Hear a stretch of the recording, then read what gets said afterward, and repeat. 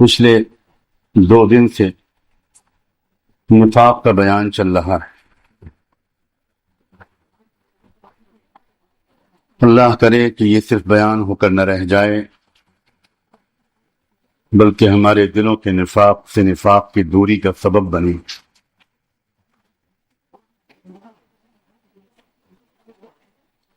آج کی مجلس میں حضرت شاہ ولی اللہ صاحب رحمۃ اللہ علیہ کی ہی باتیں انہی کے لفظوں میں، انہی کی زبان سے وہ میں پڑھ کر سناؤں گا۔ کہیں کہیں طبیعتوں کو بیدار کرنے کے لیے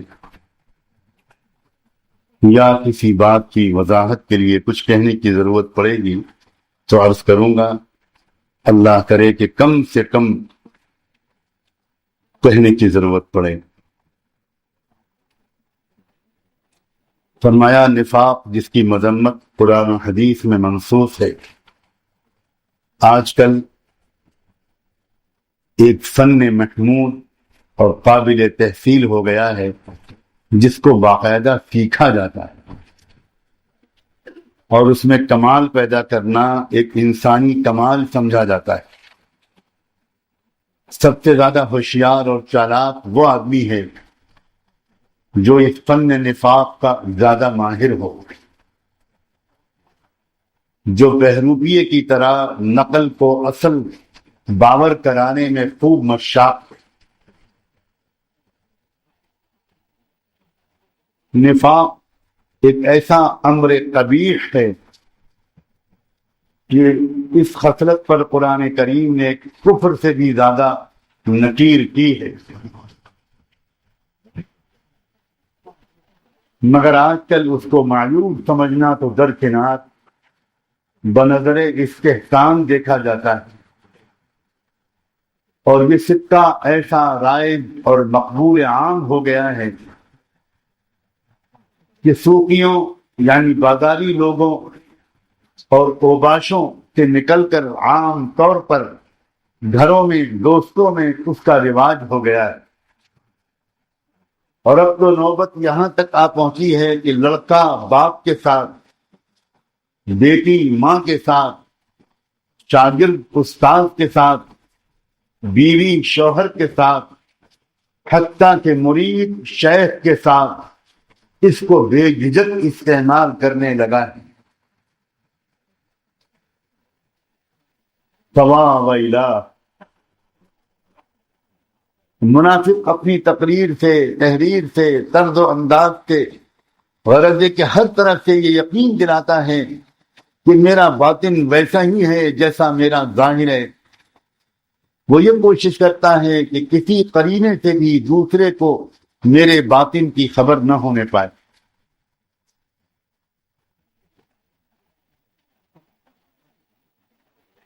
اجتناب تو آدمی ایسی چیز سے کرتا ہے، بچنا تو آدمی ایسی چیز سے چاہتا ہے جس کی برائی پہلے اس کے نزدیک مسلم ہو جائے، اور یہ سکہ رائج الوقت جب ہنر ہو گیا ہے اور بجائے نفس کے کمال سمجھا جاتا ہے تو کوئی شخص اس کو کیسے چھوڑے؟ ہنر اور کمال تو مطلوب ہوتا ہے۔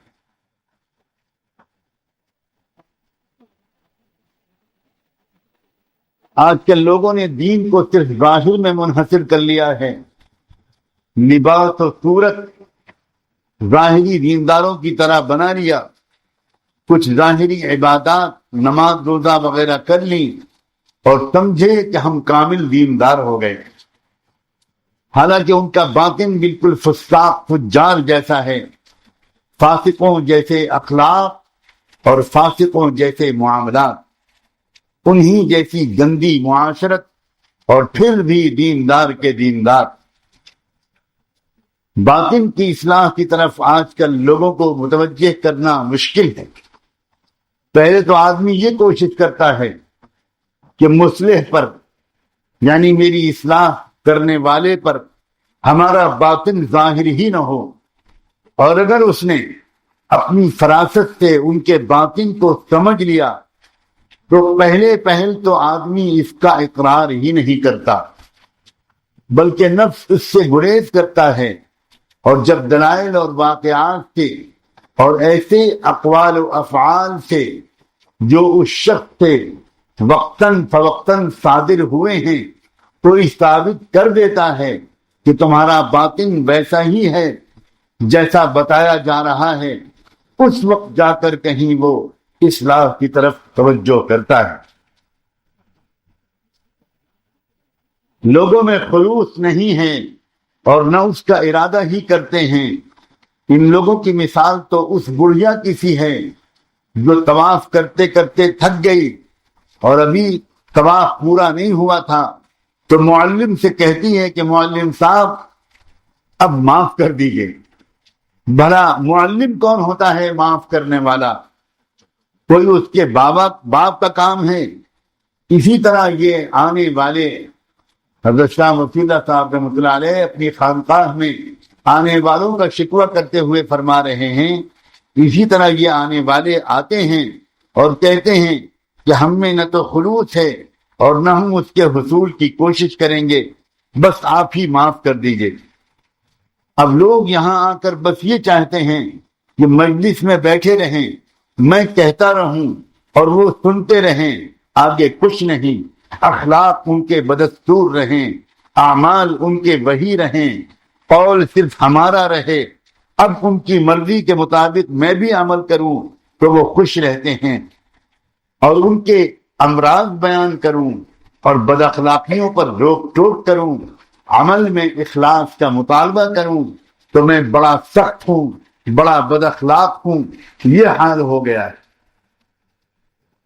میں بارہا کہہ چکا ہوں اور اب پھر کہتا ہوں کہ آج مسلمانوں میں جو آپسی اختلاف اور جھگڑے ہیں، ایک دوسرے پر نظر ہے، دوسروں سے امیدیں قائم کی جاتی ہیں اور جب وہ پوری نہیں ہوتی تو اس کی مخالفت کی جاتی ہے، جس کا انجام جھگڑا ہوتا ہے۔ جب غیر اللہ پر نظر رکھی جائے گی تو اس کا یہی انجام ہوگا۔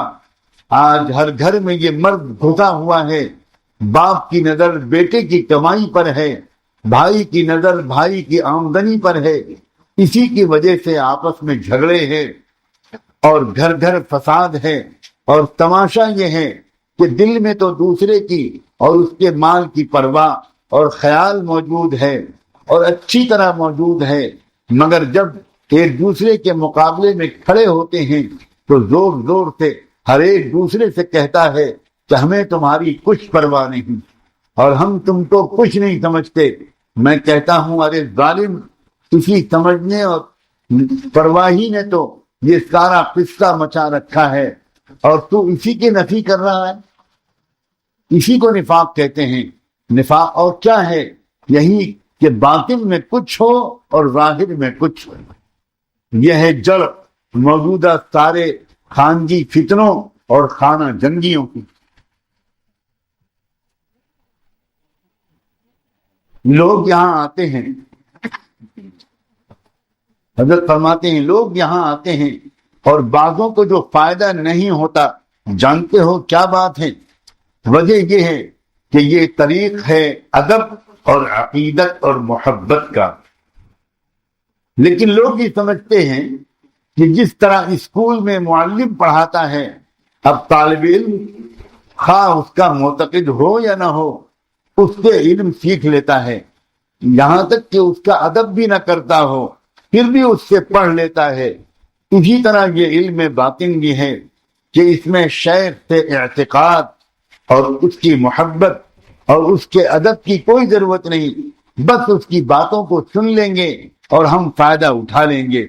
جس طرح لوگ فلسفہ پڑھتے پڑھاتے ہیں اور اس کی باتوں کو یاد رکھتے ہیں حالانکہ فلسفیوں کے معتقد نہیں ہوتے، اسی طرح شیخ کی باتوں کو اچھا سمجھتے ہیں، مفید جان کر اسے یاد بھی کر لیتے ہیں، لکھ بھی لیتے ہیں، مگر دل میں چونکہ اس کی عقیدت نہیں ہوتی، اس کی ذات کی محبت نہیں ہوتی، اسی لیے فائدہ نہیں ہوتا۔ گویا اب تصوف کو بھی من جملہ دیگر علوم و فنون کے صرف ایک علم سمجھ لیا گیا ہے، حالانکہ یہ ایک عملی اور حالی چیز ہے۔ دیکھیے حکیم الامت حضرت اقدس قدس سرہ یعنی حضرت تھانوی کی ایک ایسی شخصیت تھی کہ اگر لوگ صحیح طور پر استفادہ کرتے تو ہزاروں ہزار آدمی درست ہو جاتے، مگر زیادہ تر لوگوں نے حضرت سے بھی اس چیز کو صرف بیان سن کر حاصل کرنے کی کوشش کی اور کچھ مضمون اور مسائل تصوف یاد کر لیے اور بس۔ حضرت سے بارہا سنا کہ حضرت حاجی صاحب سے اگر کوئی شخص تصوف کا کوئی مسئلہ دریافت کرتا تو ڈانٹ دیتے اور فرماتے کہ یہ کوئی مدرسہ ہے، جب کبھی طبیعت حاضر رہے گی بیان ہو جائے گا۔ فرمایا آج کل لوگوں کا حال یہ ہے کہ ان کی عبادات اور وظائف کو دیکھیے تو جنید و شبلی معلوم ہوتے ہیں، اور اخلاق و معاملات کو دیکھیے تو فرعون سے کم نہیں نظر آتے۔ اللہ اکبر! کسی معمولی آدمی کے زبان سے جملے نہیں نکلیں۔ آج کل لوگوں کا حال یہ ہے کہ ان کی عبادات اور وظائف کو دیکھیے تو جنید و شبلی معلوم ہوتے ہیں، اور اخلاق و معاملات پر نظر کیجئے تو فرعون سے کم نہیں ہیں۔ یہاں بھی لوگ آتے ہیں اور بات بات پر مجھ سے تعظیم چاہتے ہیں۔ کس قدر افسوس اور غیرت کی بات ہے کہ آئیں یہاں اصلاح کے لیے اور چاہیں تعظیم، گویا ظاہر تو کریں دین اور مقصود ہو دنیا۔ اسی کا نام نفاق ہے، حالانکہ یہ اتنا بڑا کھوٹ ہے کہ اس کے ہوتے ہوئے فائدہ یا تکمیل ناممکن ہے۔ شیخ محقق کا یہی کام ہے کہ وہ مرید کو اس کے نقائص پر مطلع کرے، اس لیے میں یہی کرتا ہوں کہ لوگوں کو ان کے عیوب بتا دیتا ہوں اور پھر دیکھتا ہوں کہ اس نے کتنی اپنی اصلاح کی، کتنی برائی چھوڑی۔ میں یہ نہیں پوچھتا کہ وظیفہ کتنا پڑھا ہے، میں یہ نہیں پوچھتا کہ وظیفہ کتنا پڑھا ہے، میں یہ ضرور پوچھتا ہوں کہ تم نے اپنی اندر کی خبیث عادتوں کو کتنا بدلا۔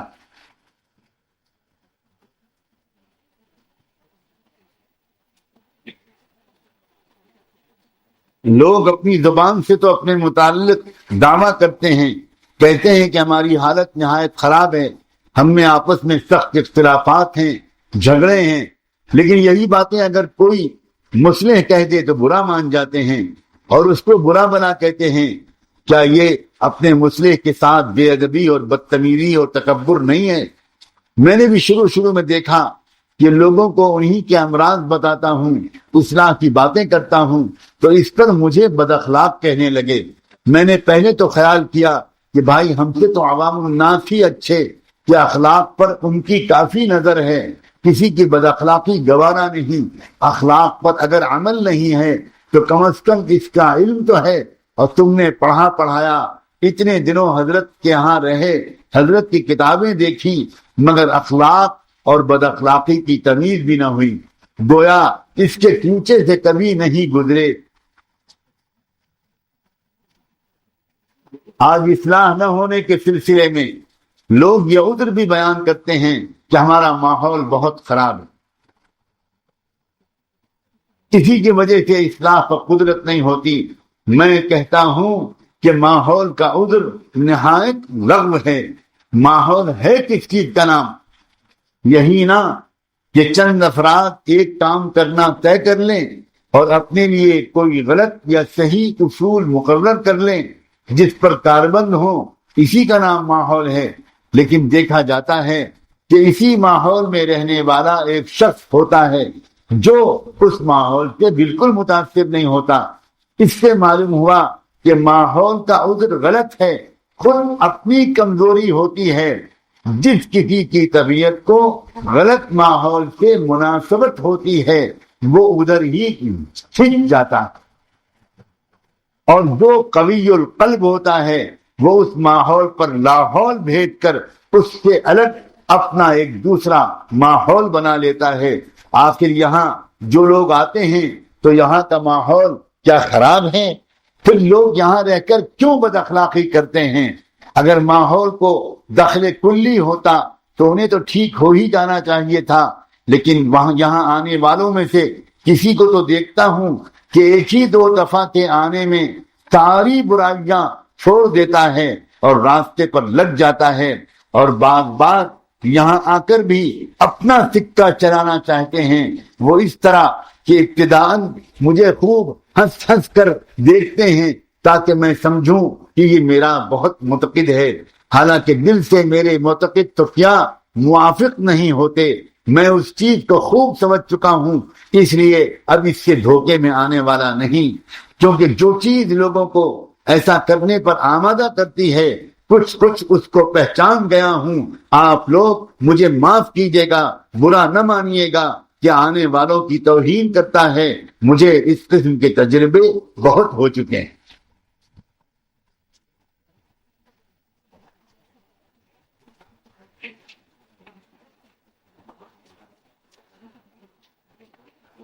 نفاق کی خصلت، فرمایا نفاق کی خصلت لوگوں میں کس درجے راسخ ہو چکی ہے اور ظاہر داری اس قدر غالب آ گئی ہے کہ ظاہری نماز روزہ کرتے ہیں اور سمجھتے ہیں کہ ہم کامل ہو گئے۔ پھر شیخ اگر اپنی خوش اخلاقی سے ذرا ہنس کر بول دے تو بس اس کو اپنی قبولیت کی سند قرار دیتے ہیں، کہتے ہیں کہ اگر ہم کامل نہ ہوتے، اگر ہم صالح نہ ہو گئے ہوتے تو ہمارے شیخ ہم سے کیوں خوش ہو کر بولتے۔ لوگوں کی نظر ظاہری ٹیپ ٹاپ پر ہے اور باطن کو دو لوگ چھونا ہی نہیں چاہتے، حتیٰ کہ جب میں مواخذہ کرتا ہوں اس وقت بھی نہیں سمجھتے کہ یہ ہم کو سمجھ گئے ہیں، بلکہ اول یہی بدگمانی کرتے ہیں کہ ان کا ڈانٹنا انہی کی بد اخلاقی کی وجہ سے، انہی کی بد اخلاقی کی وجہ سے ہے۔ پھر جب اور پھٹکارے جاتے ہیں اور دیکھتے ہیں کہ اب نکالے جا رہے ہیں، اس وقت توبہ کرنے لگتے ہیں اور اب کچھ اصلاح کا خیال ہوتا ہے۔ اس قسم کے لوگ یہاں بہت آتے ہیں، اس لیے میں نے ذرا غور سے سننا بھائی، اس لیے میں نے اصول مقرر کر دیا ہے کہ آنے والوں کی دو جماعتیں ہونی چاہیے۔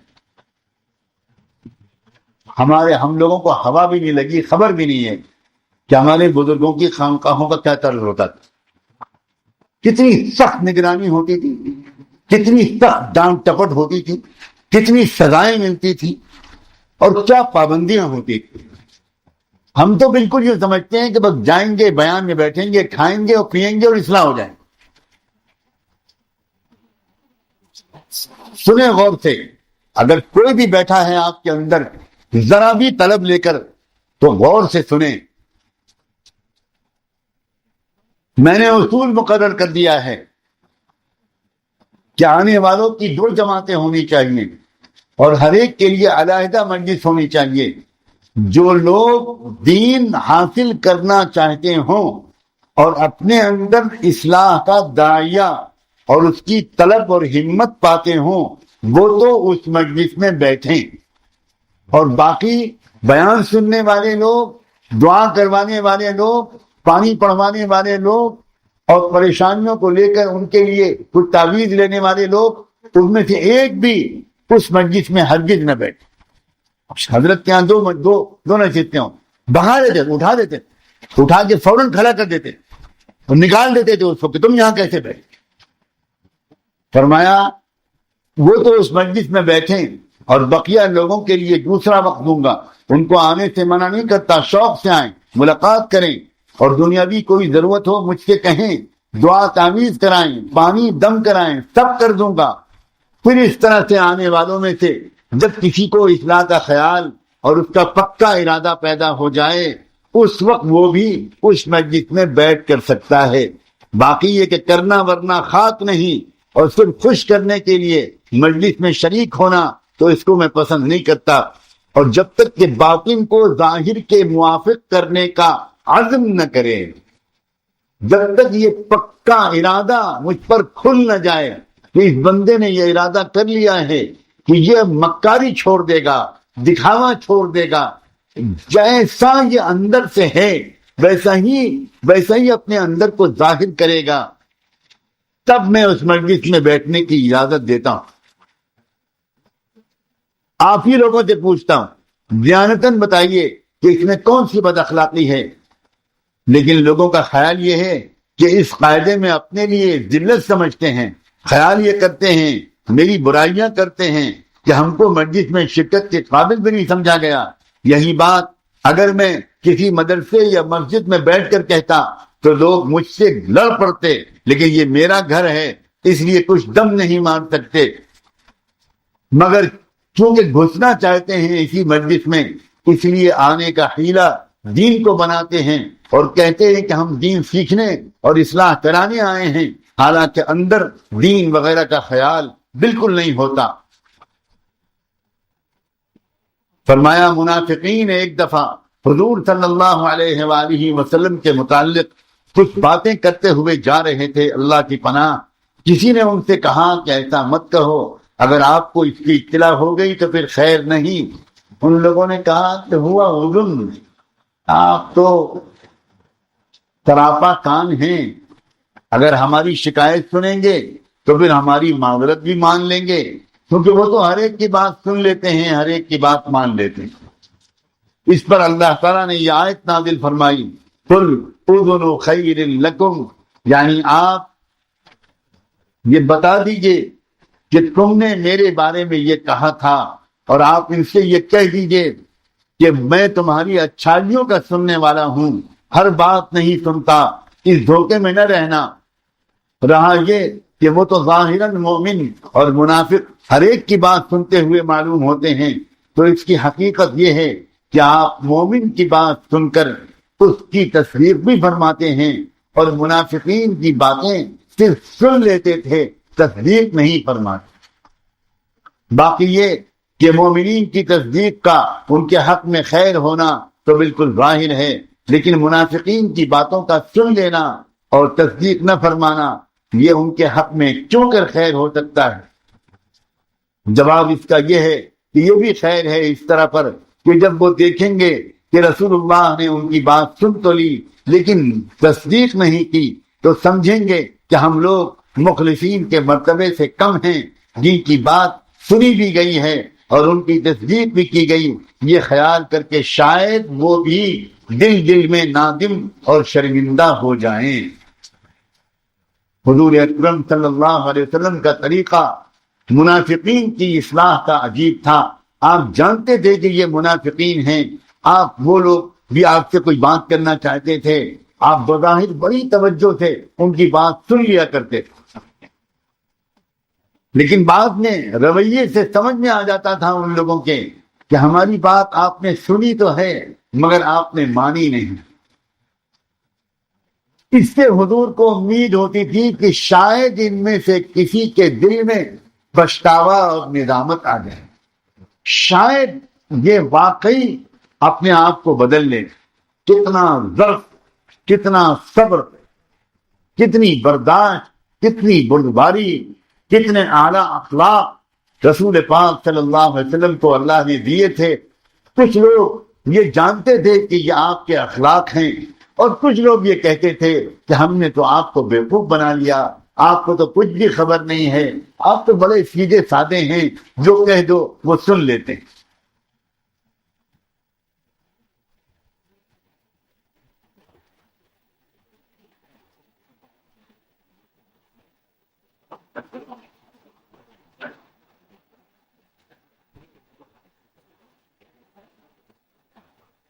آج کل فرمایا آج کل اصلاح جو نہیں ہو رہی ہے، ذرا غور فرمائیں، کتنے بڑے بڑے اکابر کو اتنا دکھ ہوتا تھا اس بات پر کہ ان کی انتھک کوششوں کے باوجود بہت سے لوگ اپنی اصلاح نہیں کراتے، نہیں ہوتی ان کی اصلاح. آج کل اصلاح جو نہیں ہو رہی ہے اس کی ایک بڑی وجہ یہ ہے کہ لوگوں میں بے فکری کا مرض پیدا ہو گیا ہے. حضرت تھانوی فرماتے تھے کہ میں جو سختی کرتا ہوں اس کی وجہ یہی ہے کہ مسلمانوں میں فکر پیدا ہو جائے، اور فکر و احساس کی وہ شے ہے تو اس کے بعد اصلاح ہو ہی جاتی ہے. یہاں بھی لوگ آتے ہیں، مصافحہ کرتے ہیں، میں اخلاق سے ملتا ہوں، اس سے وہ یہ سمجھتے ہیں کہ حضرت مجھ سے خوش ہیں اور ہم سے راضی ہیں. اب چونکہ اپنی اصلاح کی فکر تو ہوتی نہیں، صرف مجھے راضی کرنا ان کا مقصد ہوتا ہے، اس لیے سمجھتے ہیں اب کیا کرنا، حضرت تو خوش ہیں، لہذا ہم تو کامیاب ہیں، بس اسی پر مطمئن ہو جاتے ہیں۔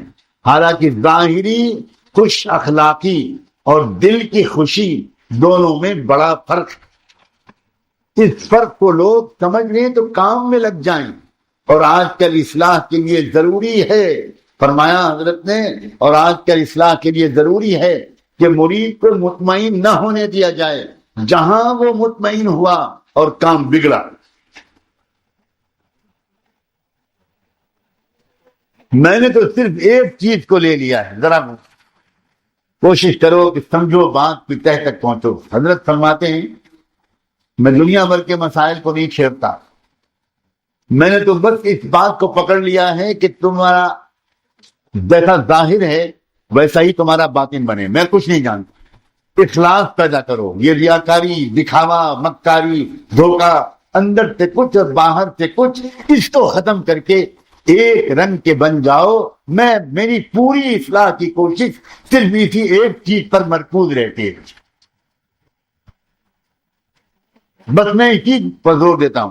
فرمایا میں نے تو صرف ایک چیز کو لے لیا ہے، وہ یہ کہ دیکھتا ہوں کہ ان آنے والوں میں اخلاص کا کتنا حصہ پیدا ہو چکا، کیونکہ مخلص اگر ایک بھی ہوگا تو جہاں کہیں رہے گا ایک جماعت پر بھاری ہوگا، اور نہ معلوم کتنوں کو اپنا جیسا بنا لے گا۔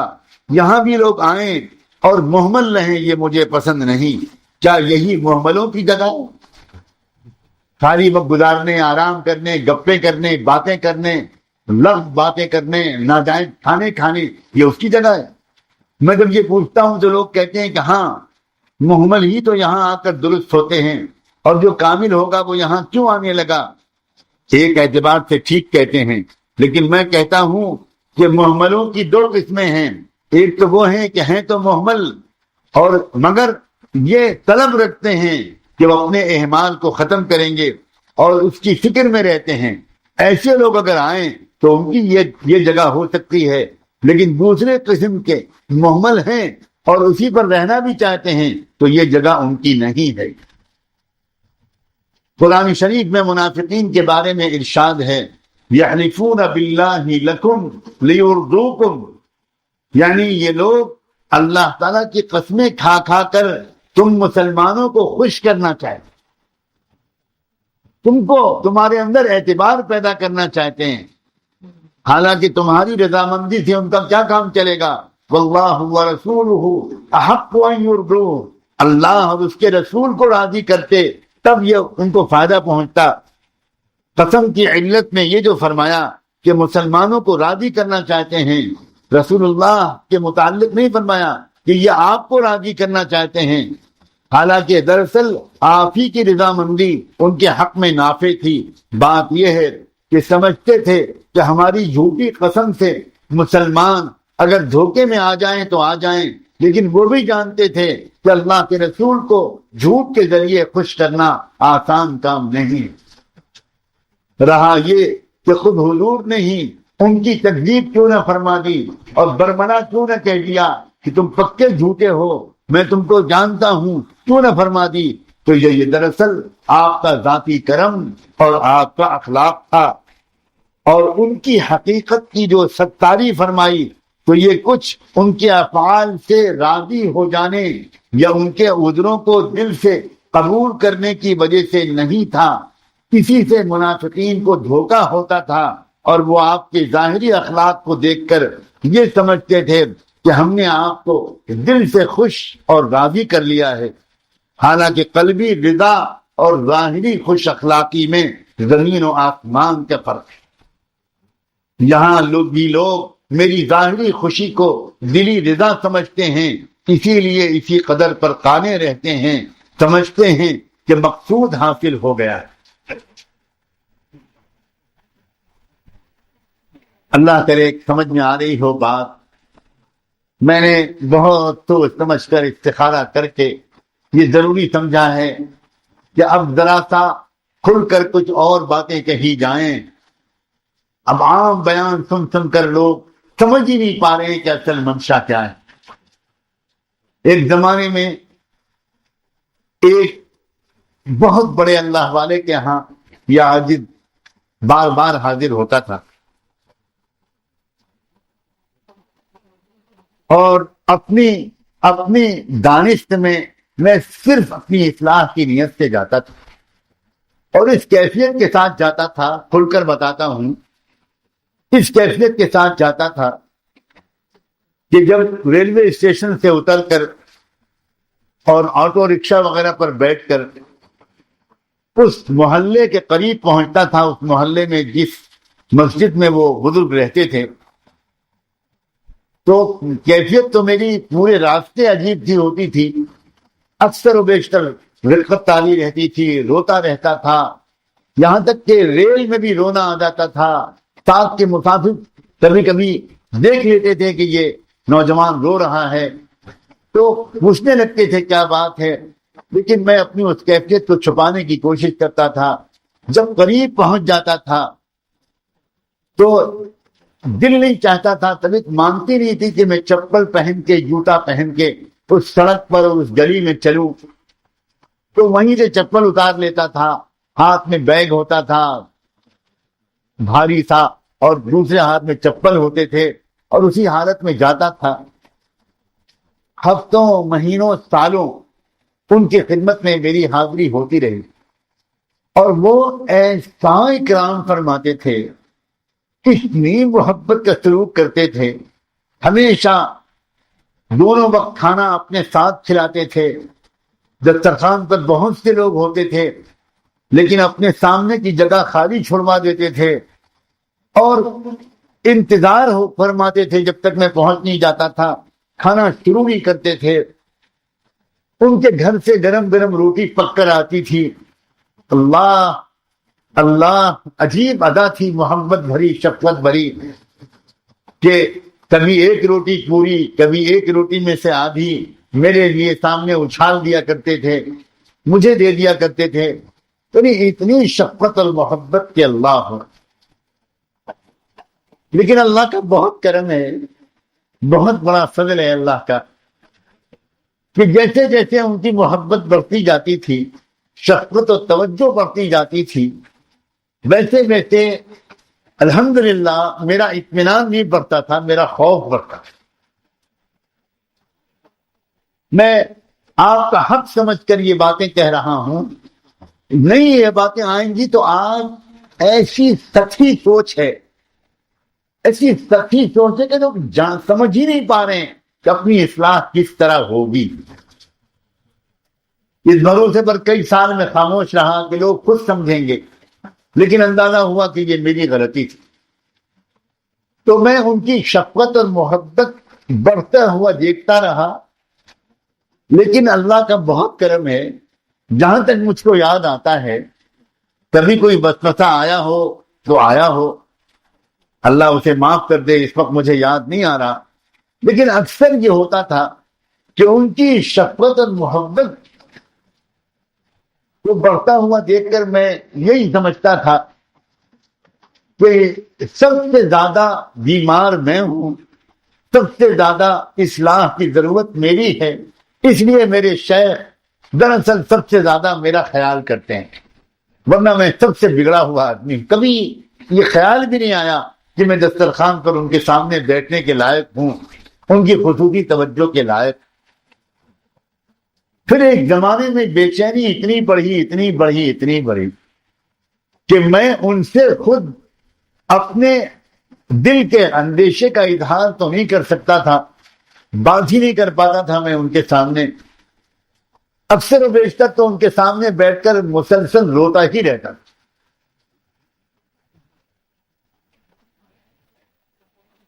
ان کے جو دست راست تھے، جو ان کے پورے اس خانقاہ، اس پورے مرکز کے سب سے بڑے ناظم تھے اور بالکل رازدار تھے، ایک دن میں نے ہمت کر کے ان کے کمرے میں گیا اجازت لے کر، اور ان سے کہا، بڑی مشکل سے کہہ پایا تھا، میں نے ان سے کہا کہ حضرت ایک بات کا بہت زیادہ ڈر لگ رہا ہے کہ کب تک میں مؤلفۃ القلوب کی فہرست میں رہوں، کب تک میں اس حال میں رہوں گا کہ میرے کھانے کی، میرے سونے کی خاص فکر کی جائے۔ اس کا مطلب یہ ہے کہ میری طلب ابھی تک سخت پوری نہیں ہے، ورنہ طالبین تو آ کر پڑے رہتے ہیں، ہفتوں رہتے ہیں، کوئی کونے میں کسی کو جگہ ملی، کسی کو کھانا ملا کہ نہیں ملا۔ جو اصلی طلب والے ہوتے ہیں وہ تو اس طرح ہوتے ہیں۔ اور میں تو کیونکہ صاحبزادہ ہوں، میری صاحبزادگی میرا پیچھا نہیں چھوڑ رہی، اور اس کی وجہ سے جہاں جاتا ہوں بجائے اصلاح کے مجھے عزت ملتی ہے۔ آپ سے کہہ رہا ہوں کہ اس دربار میں بھی کب تک میں مؤلفۃ القلوب کی فہرست میں رہوں گا؟ یعنی میں ان سے کہنا ہی چاہتا تھا کہ آپ کسی طرح حضرت سے یہ درخواست کر دیجئے کہ مجھے دسترخوان پر نہ بلایا کریں، میرے ساتھ خصوصی معاملہ نہ کریں، میں اس سے اور الٹا اپنے اندر بگاڑ کا خطرہ محسوس کر رہا ہوں۔ تو وہ مجھے تسلی دیتے رہے، لیکن میں اپنی بات کہنے کے بعد ان کے سامنے بیٹھا ہوا روتا رہا، مشکل سے اپنے آنسوؤں کو قابو میں کرنے کی کوشش کرتا رہا۔ اس کے بعد کیا ہوا مجھے نہیں معلوم۔ اس کے بعد صرف یہ ہوا کہ اگلے دن انہوں نے مجھے بلایا اپنے کمرے میں، انہی بزرگ نے جن سے میں نے اپنے دل کی بات کہی، انہوں نے بلا کر کہا اور بلا کر مجھے ایک دم سے لپٹا لیا، چمٹا لیا، عجیب طریقے سے معانقہ کیا۔ ان بزرگ کا مزاج اس طرح اظہار محبت کا نہیں تھا، بڑے جلالی بزرگ تھے وہ، ان کا مزاج بڑا سخت تھا، اور منتظم کو سخت ہونا ہی پڑتا ہے، تو وہ سخت مزاج کے تھے۔ لیکن اس دن عجیب ان کا حال، مجھے ایک دم سے لپٹانے لگے، اور میں بالکل عجیب چپ چاپ سب جھکائے کھڑا رہا، پھر بٹھایا، بیٹھے، اور کہنے لگے میں نے حضرت سے آپ کی بات کہی تھی، میں نے حضرت سے آپ کی بات کہی تھی کہ مولی سجاد بہت ڈر رہے ہیں، بہت پریشان ہیں، وہ یہ سمجھ رہے ہیں کہ ابھی تک ان کے اندر صحیح طلب نہیں آئی، اس لیے حضرت ان کا اتنا زیادہ اکرام فرماتے ہیں، لحاظ فرماتے ہیں۔ میں نے یہ بات حضرت تک پہنچا دی، تو حضرت نے پھر آپ کے بارے میں جو کچھ کہا، بس اب تو ہمیں بھی آپ پر رشک آتا ہے۔ اب حضرت نے جو کچھ کہا وہ مجھے نقل کرنے کی ضرورت نہیں، وہ میرا اس وقت کا اصل مقصود نہیں ہے۔ اصل سنانا یہ ہے، اصل سنانا واقعی اصل یہ ہے کہ ہم اپنے آپ کو ذرا کچھ فقیر اور محتاج بنائیں، حقیقی طلب ہمارے اندر آئے، ایک بے چینی، ایک درد، ایک غم، ایک اضطراب، ایک تڑپ، ایک حسرت، جب تک وہ اندر سے نہیں آئے گی اصلاح کی الف کی بھی شروعات نہیں۔ بیان سننا اور بس نقطے نوٹ کرنا اور اس میں دعا میں شریک ہو جانا، یہ تو کچھ بھی نہیں ہے، کچھ بھی نہیں ہے۔ کاش کے بیان کی ضرورت ہی ختم ہو جائے، بیان کا رواج ہی ختم ہو جائے، کوئی ضرورت ہی نہ رہے بیان۔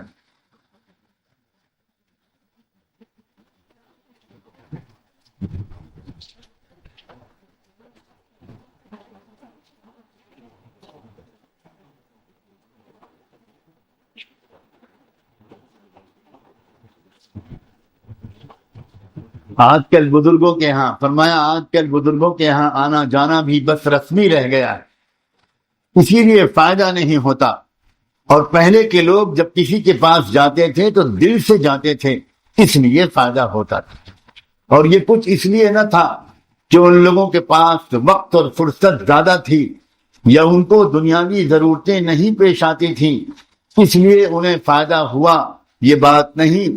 ان کو بھی اتنا ہی تھوڑا سا وقت ملتا تھا، لیکن وہ جہاں جاتے تھے اخلاص سے اور طلب لے کر جاتے، اور سننے، سمجھنے اور عمل کرنے کی نیت اور ارادے سے بزرگوں کی مجلسوں میں شریک ہوتے تھے، اس لیے فائدہ ہوتا تھا۔ اور آج ہم لوگوں کا کہیں آنا جانا قصد و ارادے سے نہیں ہوتا، اسی لیے فائدہ نہیں ہوتا۔ ورنہ اگر آج بھی لوگ دل سے کہیں جائیں اور وہاں کی باتیں توجہ سے سنیں تو اب بھی فائدہ ہو۔ چنانچہ دیکھتا ہوں کہ جو لوگ ایسا کرتے ہیں انہیں فائدہ ہوتا ہے، اور جو نہیں کرتے وہ برسوں تک آتے رہتے ہیں مگر جہاں تھے وہیں رہتے ہیں، کچھ بھی ترقی نہیں کرتے۔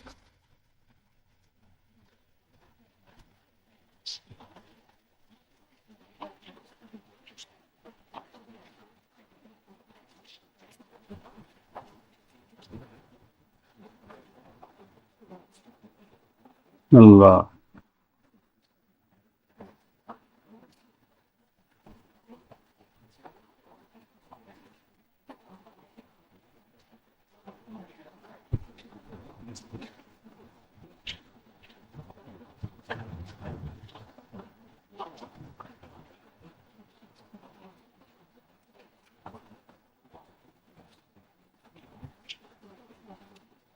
فرمایا انہی لوگوں کو فائدہ نہیں ہوتا جو مشائخ کے پاس جا کر بس جی حضور کرتے ہیں، یہی ان کا مقصود ہوتا ہے، خلوص نہیں ہوتا تو فائدہ بھی نہیں ہوتا۔ ایک صاحب بہت دنوں سے آتے ہیں، اس مرتبہ کچھ متاثر ہو کر گئے ہیں تو وہاں کے لوگوں کو بھی فائدہ پہنچا، اس سے پہلے اس کا اندازہ نہیں ہوتا تھا۔ بات یہ ہے کہ جب انسان خود بدلتا ہے تبھی دوسروں کو بدل سکتا ہے۔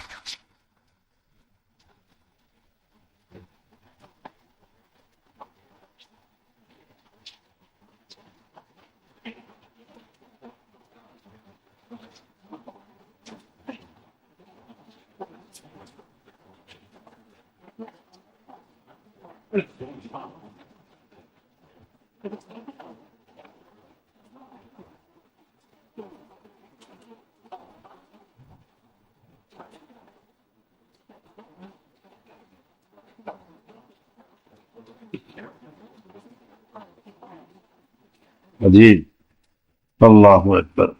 فرمایا میں باہر ایک جگہ گیا ہوا تھا، احباب سے منع کر دیا تھا کہ میرے آنے کی خبر نہ کی جائے، مگر مجلس کے وقت دیکھتا تھا کہ لوگ بہت آ جاتے ہیں۔ ایک دن وہاں کے ایک بڑے عالم جو واقعتاً عالم معلوم ہوتے تھے تشریف لائے۔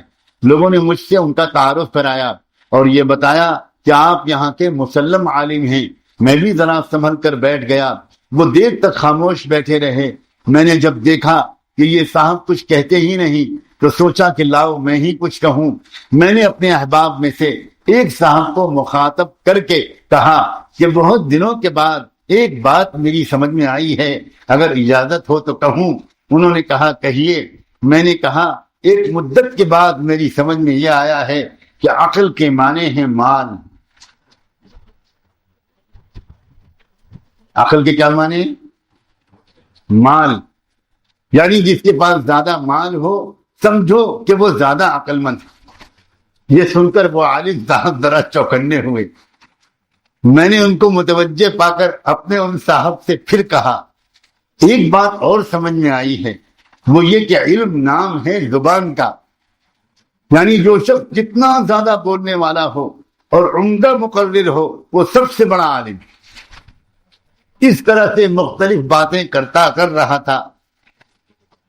تفسیر روح المعانی اٹھائی اور اس میں سے ایک آیت نکالی، یا ایھا الذین آمنوا ان کثیرا من الاحبار والرہبان لیأکلون اموال الناس بالباطل ویصدون عن سبیل اللہ کے متعلق اس سے تفسیر بیان کر رہا تھا، اور احیاء علوم میں بھی وہ جگہ نکال کر سنا رہا تھا جہاں امام نے لکھا ہے کہ وہ علماء جو علم دین کو دنیا کمانے کا ذریعہ بناتے ہیں ان کی مثال ایسی ہے جیسے کوئی شخص نہایت قیمتی دوشالے سے پیر کا گردآلود تلوا صاف کرے۔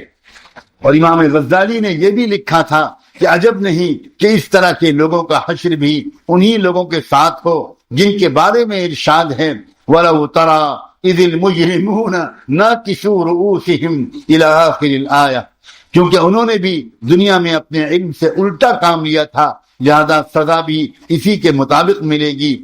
میرے سامنے تو کچھ کہا نہیں، مگر لوگ بیان کرتے تھے کہ مسجد سے اٹھنے کے بعد باہر کہتے تھے جیسی عمدہ کام کی باتیں ان کی مسجد میں سننے میں آئی ہیں میں نے ساری عمر نہیں سنی۔ حالانکہ وہ خود مولوی صاحب تفسیر اچھی جانتے تھے اور اس سے ان کو تفسیر سے ذوق بھی تھا۔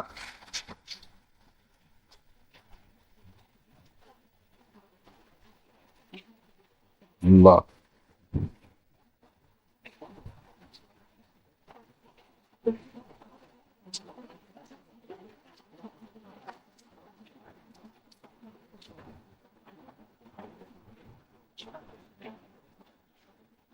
اللہ منافق کی سزا رسوائی ہے۔ فرمایا منافق کی سزا رسوائی ہے، جناب رسول صلی اللہ علیہ وآلہ وسلم نے بھی اپنی مجلس سے انہیں نکالا ہے۔ چنانچہ طبرانی نے حضرت عبداللہ ابن عباس رضی اللہ عنہما سے روایت کی ہے کہ ایک دن رسول اللہ صلی اللہ علیہ وسلم جمعے کا خطبہ فرمانے کھڑے ہوئے اور اچانک آپ نے فرمایا قم یا فلان فخرج فإنک منافق، قم یا فلان فخرج فإنک منافق، فلانے اٹھو اور نکل جاؤ تم منافق ہو، اور فلانے تم بھی اٹھو اور نکل جاؤ تم منافق ہو۔ اس طرح 36 آدمیوں کو نام لے کر اللہ کے رسول نے جمعے کے خطبے کے وقت میں باہر نکال دیا، 36 لوگوں۔ حضرت عمر رضی اللہ عنہ کو کسی ضرورت کی بنا پر کچھ دیر ہو گئی تھی، اب تک نماز کے لیے نہیں آئے تھے، اب مسجد جا رہے تھے تو راستے میں ان منافقین کو آتے دیکھا، دیکھ کر چھپ گئے۔ یہ خیال کر کے معلوم ہوتا ہے کہ شاید نماز ہو چکی اور میں پچھڑ گیا اور کہیں یہ لوگ مجھے دیکھ نہ لیں۔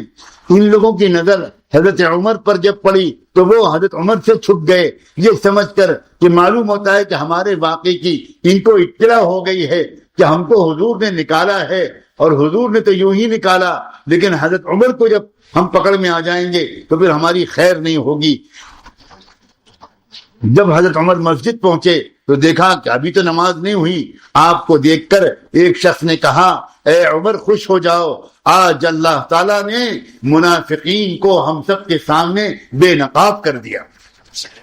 دیکھا آپ نے جناب رسول صلی اللہ علیہ وآلہ وسلم رحمت للعالمین ہیں، اور آپ سے بڑھ کر کس کے اخلاق ہو سکتے ہیں؟ اس کے باوجود آپ نے منافقین کو سزا کس قدر سخت دی۔ بات یہ ہے کہ یہی ان کا علاج تھا۔ حدیث سے معلوم ہوا کہ مرض جتنا شدید ہو اس کا علاج بھی اسی قدر سخت ہونا چاہیے۔ آج بھی لوگوں میں چونکہ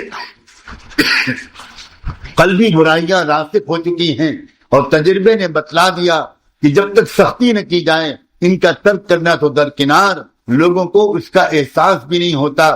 اس لیے علماء اور مشائخ بھی اصلاح کے باب میں ذرا سختی اختیار کرتے ہیں، پھر ان کی اصلاح کو تشدد اور ان کو بد اخلاق کیوں کہا جاتا ہے، اور ان کا یہ طرز عمل کیوں خلاف سنت قرار دیا جاتا ہے۔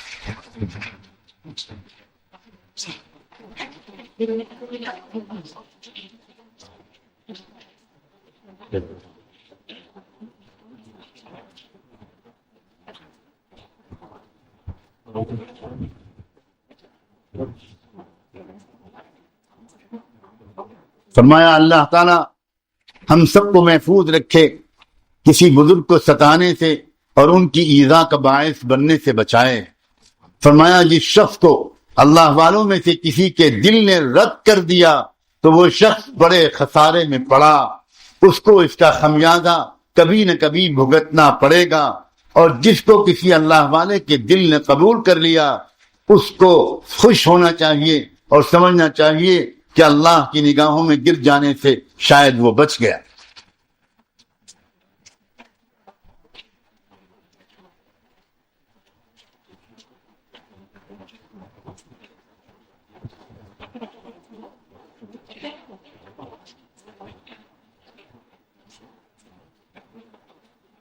امام غزالی نے لکھا ہے کہ جو شخص تہجد کے لیے اٹھنا چاہے اس کو 4 باتوں کا لحاظ کرنا چاہیے۔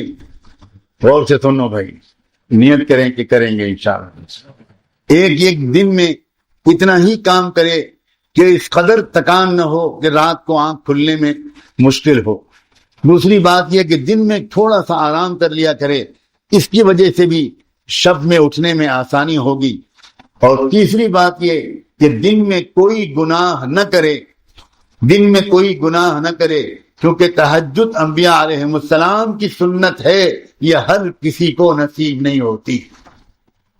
چوتھے یہ کہ تہجد کے جو فضائل حدیث میں مذکور ہیں ان کا استحضار کیا کرے۔ میں کہتا ہوں کہ اس میں ایک اور چیز کا بھی اضافہ ہے، وہ یہ کہ جس دن ناغہ ہو جائے تو دوسرے دن صبح کو اس کی قضا پڑھ لے، کیونکہ جب نفس یہ دیکھے گا کہ رات میں نہ پڑھنے سے معافی نہیں بلکہ دن میں اس سے زیادہ دیر تک پڑھنا پڑتا ہے تو کہے گا کہ لاؤ ان سے صلح کر لو اور اسی وقت پڑھ لیا کرو، کیونکہ پڑھنے سے بچت نہیں۔ آخری بات میں پڑھ کے سنا رہا ہوں، اور بھی چیزیں ہیں لیکن اس وقت مجلس کے آخری مضمون، آج لوگوں کو اس طریق میں جو فائدہ نہیں ہو رہا اس کی بڑی وجہ یہ ہے کہ اپنے شیخ سے ان کا تعلق استوار نہیں ہے، اپنے عمل اور اپنے وظیفے پر ان کو ناز ہے۔ یہ لوگ وظیفچی ہیں، ان کو جاننا چاہیے کہ جس کا تعلق اپنے شیخ سے صحیح ہے اس کی حالت کہیں زیادہ بہتر ہے۔ یہ وظیفچی اس کے پاسنگ بھی نہیں، پھر جس کا دین درست ہو جاتا ہے اس کی دنیا بھی درست ہو جاتی ہے۔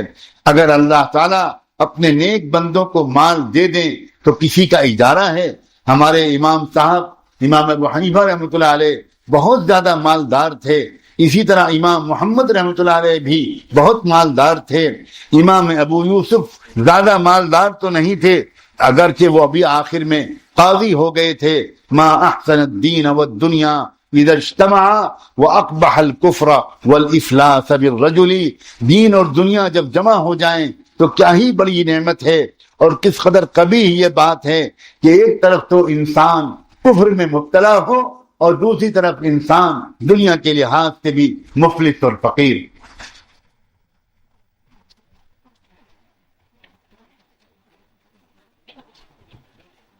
اللہ کرے آپ سب کے دل کی کیفیت یہ ہو کہ آپ یہ سوچ رہے ہوں کہ اب ملا ہے وہ مضمون سننے کو جس کی ہمیں ضرورت ہے۔ آپ یہ نہ سوچ رہے ہوں کہ بھئی بیان ہوتے اس طرح کے جیسے ہوتے تھے، بڑا اچھا لگتا، مزہ آتا، یہ کتاب پڑھ کے سنانے لگے۔ کتاب تو ہم کہیں بھی سن سکتے ہیں، جس کسی کا کو اس طرح کا خیال آ رہا ہوگا اس کی اصلاح نہیں ہو پائے گی، وہ سمجھ ہی نہیں پائے گا، بالکل نہیں سمجھ پائے گا۔ اب تمام چیزوں کی پرواہ ترک کر کے اللہ تعالیٰ اس عاجز کو اس بات کی توفیق عطا فرمائے کہ وہ اس بات کی فکر کرے بس کہ جس چیز میں خود میری اپنی اصلاح ہوگی اور طلب لے کر آنے والوں کی اصلاح ہوگی وہی راستہ اختیار کیا جائے گا۔ کسی کو اچھا لگے، کسی کو نہ لگے، کسی کو مزہ آئے نہ مزہ آئے، ان باتوں کی پرواہ بالکل نہیں کی جائے گی۔ اس سے اپنا بھی نقصان ہوتا ہے اور آنے والوں کا بھی نقصان ہوتا ہے۔ کمر کس لیجئے اللہ کے بندو، میرے عزیز دوستو بھائیوں، کمر کس لیں اس بات پر اور خوب اپنے نفس سے باتیں کریں۔ اے کمینے نفس، تو کب سدھرے گا؟ یہ اندر سے وہ اتنا بگڑا ہوا کب تک رہے گا؟ تو ایسا جیسا باہر سے نظر آتا ہے اندر سے بند، اور ان تمام چیزوں کو اپنے اندر سے نکالیے جو کل گنائی گئی تھی، جھوٹ، غیبت، بدگمانی، بے طلبی، شک کی نگاہ سے دیکھنا، جن سے تعلقات جوڑنا چاہیے ان سے تعلقات توڑنا، جن کی محبت ہمارے اندر پھوٹ پھوٹ کر بھری ہونی چاہیے، انہی سے نفرت، انہی سے بغض، انہی سے شکایتیں، انہی سے بدگمانی، ان چیزوں کو اپنے اندر سے نکالیے۔ اللہ تعالیٰ سے طلب کر دعائیں کیجئے کہ میرے اندر سے چیزوں کو نکال دیجئے، میرے اندر سے چیزوں کو نکال دیجئے۔ جب کوئی بات کہیے تو اس سے پہلے سوچئے کہ میں اندر کے خراب جذبے سے یہ بات کہہ رہا ہوں، ملکہ رذیلہ سے یہ بات نکل رہی ہے، ملکہ رذیلہ سے یہ شعر سرزد ہو رہا ہے، چاہے میرا یہ بات میرے حسد کے نتیجے میں نکل رہی ہے۔ اپنے دل کو ٹھیک کیجئے، اپنے اندر کی گندگیوں کو صاف کیجئے، خود محنت کرنی پڑے گی، خود اپنے نفس سے جنگ کرنی پڑے گی، اپنے نفس سے مناظرے کرنے پڑیں گے، اپنے ساتھ بدگمانی کرنی پڑے گی، اپنے کو سزائیں دینی پڑیں گی، اپنے کو سزائیں دینی پڑیں گی۔ وکیل مانے اپنے کو سزائیں دینی پڑیں گی۔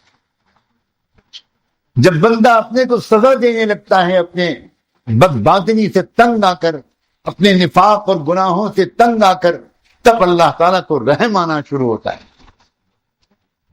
حضرت ابو لبابہ نے ایک معمولی سی ظاہری غلطی پر اپنی کو سزا دے لی تھی، اللہ کو ایسا رحم آ گیا کہ ان کی توبہ کی قبولیت کا اعلان نہیں ہوا، بلکہ ان کے طفیل ساری دنیا کے گنہگاروں کو شرمندگی کے ساتھ توبہ کرنے کا ایک مقبول توبہ کرنے کا طریقہ مل گیا۔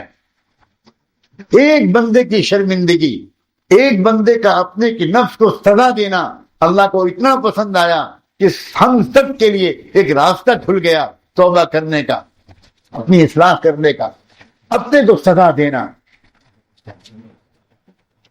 اپنے کو سزا دینے کے لیے انسان کو کسی سے مشورہ کرنے کی ضرورت نہیں۔ انسان اپنے کو کوئی سزا دے سکتا ہے اپنے جسم کی پٹائی کر کے، کوئی انسان اپنے کو سزا دے سکتا ہے اپنی مرغوب چیز کا کچھ دن کے لیے کھانا پینا چھوڑ کر، یعنی کسی طرح ایک عزم ظاہر ہو، ایک ارادہ ظاہر ہو۔ جس طرح کل گفتگو میں یہ بات آئی تھی کہ جب ہم کوئی گناہ کرتے ہیں تو ایک عملہ ہے ایک فرشتوں کا، جن فرشتوں کو فوراً اس کی خبر ہوتی ہے اور انہیں شدید تکلیف ہوتی ہے، اور اس تکلیف کا نقصان اسی وقت اس بندے کو پہنچنا مقدر ہو جاتا ہے۔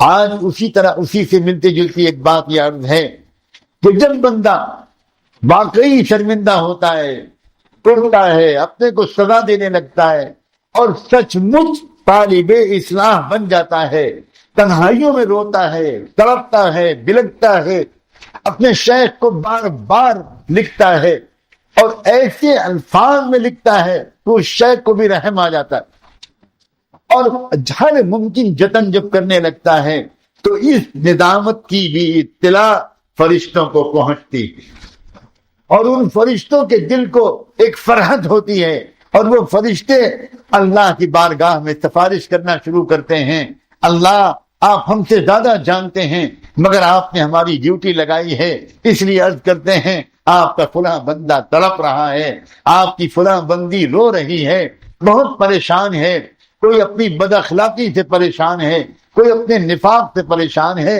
اللہ اب نظر کرم کر دیجئے، اب اس بندے کی اصلاح کر دیجئے۔ قرآن شریف میں اشارات آئے ہیں اور حدیث میں اس کو اور زیادہ وضاحت کے ساتھ بیان فرمایا ہے حضور اکرم صلی اللہ علیہ وآلہ وسلم۔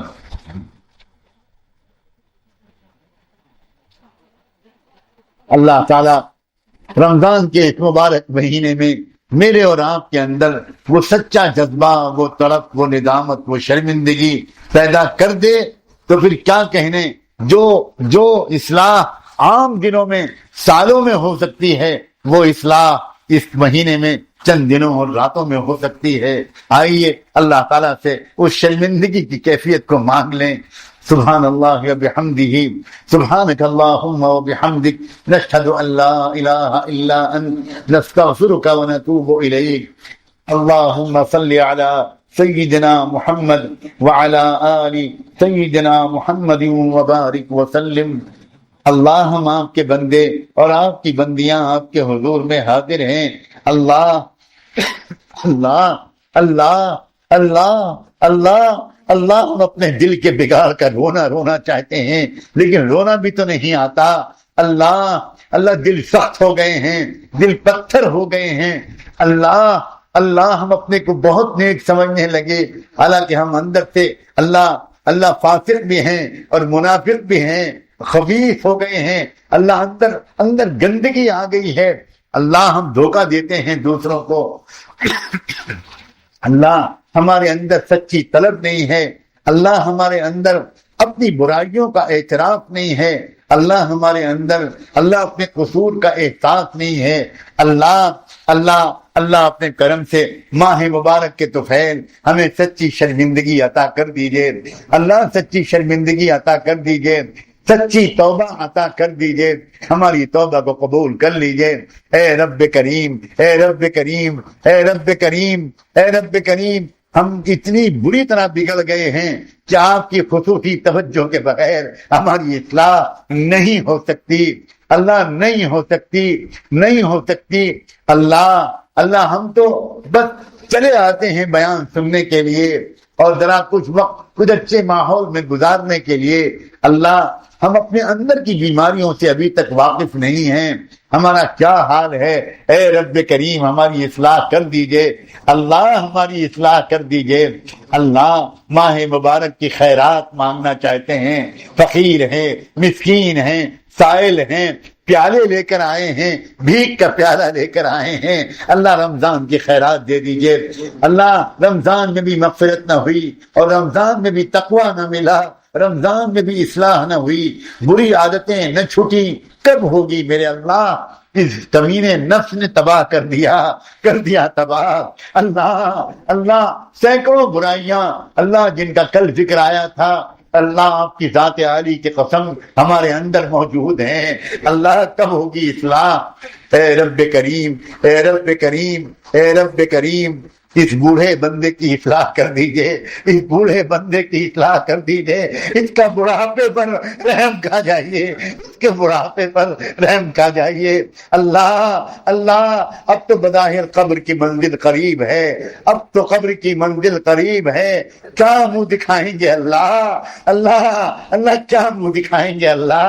بچپن سے آپ نے بہت اچھے ماحول میں پیدا کیا، بہترین ماں دی، بہترین باپ دیا، بہترین اساتذہ دیے، بہترین مدرسے دیے، بہترین معلمین دیے، اور وقت کے بہترین اللہ والوں تک پہنچایا۔ اللہ مکہ مدینے میں 9 سال تک رہنے کی توفیق دی، بار بار عمرہ، بار بار طواف، بار بار حج، بار بار مدینے میں حاضری، اللہ 5 وقت کی نماز مسجد نبوی میں پڑھنے کی آپ نے توفیق دی۔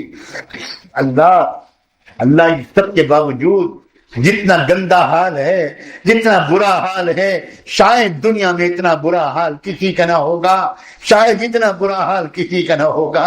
اللہ میں شاید کیوں کہوں، اللہ اللہ آپ جانتے ہیں۔ اللہ اللہ اب زندگی کا یہ آخری حصہ شروع ہو گیا، پتہ نہیں کب زندگی کا چراغ گل ہو جائے۔ اس نفاق سے چھٹکارا دے دیجئے، اس نفاق سے چھٹکارا دے دیجئے۔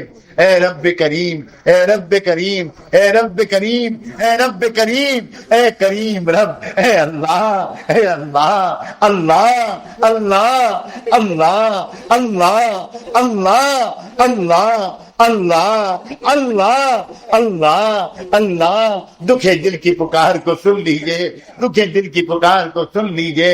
اللہ ہماری اصلاح کر دیجئے، اللہ ہمیں اضطراب نصیب فرما، طلب نصیب فرما، بے چینی نصیب فرما، بے قراری نصیب فرما۔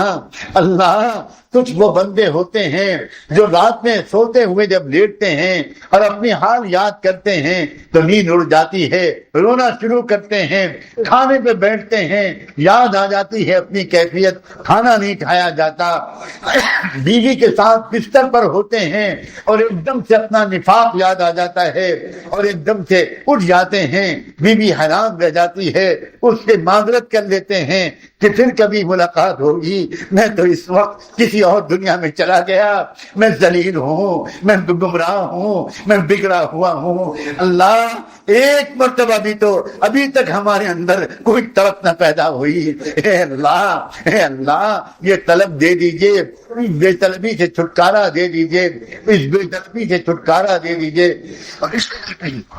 اللہ 3 دن سے نفاق کا مضمون سن رہے ہیں، سنانے والا سب سے زیادہ اسی بیماری کا شکار ہے۔ اللہ سننے والے بھی محسوس کر رہے ہیں، اللہ سننے والے بھی محسوس کر رہے ہیں، سننے والیاں بھی محسوس کر رہی ہیں۔ اے رب کریم، اے اللہ آپ کی رحمت کا واسطہ، آپ کی قدرت کا واسطہ، آپ کی کریمی کا واسطہ، آپ کی صفات جمال کا واسطہ، آپ کے مبعوث نبی رحمت للعالمین کا واسطہ، اللہ سید المرسلین کا واسطہ، امام الانبیاء کا واسطہ، اللہ ان کی پاک بیویوں کا واسطہ، ان کی عظیم پاک دامن بیٹیوں کا واسطہ، بی بی زینب کا واسطہ، بی بی کلثوم کا واسطہ، بی بی رقیہ کا واسطہ، سیدہ فاطمہ کا واسطہ، ازواج مطہرات کا واسطہ، اللہ ازواج مطہرات زہرات کا واسطہ، قبر اطہر کا واسطہ اللہ، قبر اطہر کا واسطہ، مدینے کے جبل احد کا واسطہ اللہ، اللہ خندقوں کا واسطہ اللہ، آپ کے پیٹ پر بندھے ہوئے پتھروں کا واسطہ اللہ، آپ کے گھر کے ٹھنڈے چولہے کا واسطہ، آپ کے بھوکے نوازوں اور بیٹیوں کا واسطہ، کیا منہ دکھائیں گے ہم اپنے آقا کو؟ کیا منہ دکھائیں گے اللہ؟ اللہ اپنے آقا کو کیا منہ دکھائیں گے اللہ؟ اللہ اللہ ہم تو ان کے قریب پھٹکنے بھی نہیں دیے جائیں گے، بھگا دیے جائیں گے اللہ۔ ہم اگر مسجد نبی کی اس مجلس میں ہوتے تو سب سے پہلے آپ کے محبوب نے ہمیں نکالا ہوتا، اخرج یا فلان فإنک منافق، اخرج یا فلان فإنک منافق۔ اللہ اگر آپ کے رسول نے وہاں نکالا تھا تو آپ کے رسول میدان حشر میں بھی ہم کو دور بھگا دیں گے، جاؤ یہاں سے، تم منافق ہو، تم کہاں یہاں میرے پاس آ رہے ہو؟ اللہ ہم سب کو اپنے نفاق سے چھٹکارا دے دے۔ اے اللہ دوسروں کی فکر بہت کر لی، ابھی تک اپنی کوئی فکر نہ کی، اب تک اپنی کوئی فکر نہ کی۔ اللہ اپنی فکر کو غالب فرما، اپنی فکر کو غالب فرما اللہ، اپنی فکر کو غالب فرما اللہ۔ اللہ اللہ اپنے اندر سے ان برائیوں کو نکالنے کی ایک زبردست مہم چھیڑ دینے کی ہمیں توفیق عطا فرما اللہ۔ جھوٹ کا پیچھا چھڑا دیجئے، جھوٹ سے پیچھا چھڑا دیجئے اللہ۔ جھوٹ کبھی زبان سے نہ نکلے، کبھی ہم آپس میں تعلقات کسی کے خراب نہ کریں اللہ، غیبت نہ کریں، الزام نہ لگائیں، بدگمانی نہ کریں، شک نہ کریں اللہ۔ بدگمانی کرنی ہے تو ہم اپنے ساتھ کیوں بدگمانی نہیں کرتے، دوسروں کے ساتھ کیوں بدگمانی کرتے ہیں اللہ؟ ہم سے بڑھ کر کوئی کمینہ ہے جو بدگمانی کا مستحق ہو اللہ؟ ہمیں کیوں فرصت ملتی ہے اپنے نفس سے بدگمانی کرنے سے کہ ہم دوسروں سے بدگمانی کرنے لگتے ہیں؟ اے رب کریم آپ کی یہ بندے بڑی امید لے کر آئے ہیں اللہ، میری وجہ سے ان کو محروم نہ فرما، بلکہ ان کی طلب کی وجہ سے میرا بھی بیڑا پار کر دے اللہ۔ ان کی بھی اصلاح ہو جائے، میری بھی اصلاح ہو جائے اے رب کریم، اے رب کریم۔ مغفرت کا مہینے میں بھی مغفرت نہ ملی تو کب ملے گی اللہ؟ معاف کر دیجئے اللہ، ابھی معاف کر دیجئے اے اللہ۔ یہ غروب کا وقت قریب ہے، افطار کا وقت قریب ہے اللہ۔ اس وقت کے بارے میں تو آپ نے یہ اعلان کر رکھا ہے کہ اس وقت میں جو مانگے گا میں عطا کروں گا اللہ۔ اللہ اللہ ہم آپ سے آپ کو مانگنا چاہتے ہیں اللہ، ہم آپ سے آپ کو مانگنا چاہتے ہیں اللہ۔ ایک بادشاہ نے اپنی باندیوں سے کہا، غلاموں سے کہا، آج مانگ لو جو مانگتے ہو، جو مانگو گے ملے گا۔ سب نے، کسی نے تاج پہ ہاتھ رکھ دیا، کسی نے تخت پہ ہاتھ رکھ دیا۔ بادشاہ نے کہا تھا جس چیز پر جو ہاتھ رکھ دے گا میں اس کو دے دوں گا۔ ایک باندی پیچھے کھڑی رہی، آگے نہیں بڑھی، کسی چیز پہ ہاتھ نہیں رکھا۔ جب بادشاہ نے دوبارہ کہا تم نے کسی چیز پہ ہاتھ کیوں نہیں رکھا؟ تم بھی کسی چیز پہ ہاتھ رکھو، جس چیز پہ ہاتھ رکھو گی میں تم کو دے دوں گا۔ وہ باندھی شرمائی ہوئی آگے، ڈری ہوئی سہمی ہوئی آگے بڑھی اور جھک کر بادشاہ کے قدموں پر ہاتھ رکھ دیا، اور بادشاہ نے کہا غضب کر دیا تم نے، اب میں اپنا وعدہ پورا کرتا ہوں، اب میں تمہارا اور تم میری آزاد کر کے میں تم سے نکاح کروں گا اللہ۔ اللہ اللہ اس باندھی کی نقل کرتے ہوئے افطار کے وقت میں ہم نے بھی یہ سنا کہ آپ نے یہ کہہ دیا جو مانگنا چاہو مانگ لو، مانگنا چاہو مانگ لو اللہ۔ ہم ذلیل کمینے، خطا کار، گنہگار، حقیر بندے ہمت کر کے آگے بڑھ کر آپ کی رحمت کے قدموں پر اپنا ہاتھ رکھنا چاہتے ہیں اللہ۔ آپ بھی تو اپنا وعدہ پورا کر دیجئے، ہم کو مل جائیے، ہم کو مل جائیے، ہم کو مل جائیے، ہمارے دل میں اتر جائیے اپنے خوف کے ساتھ، اپنی محبت کے ساتھ، اپنی یاد کے ساتھ اللہ۔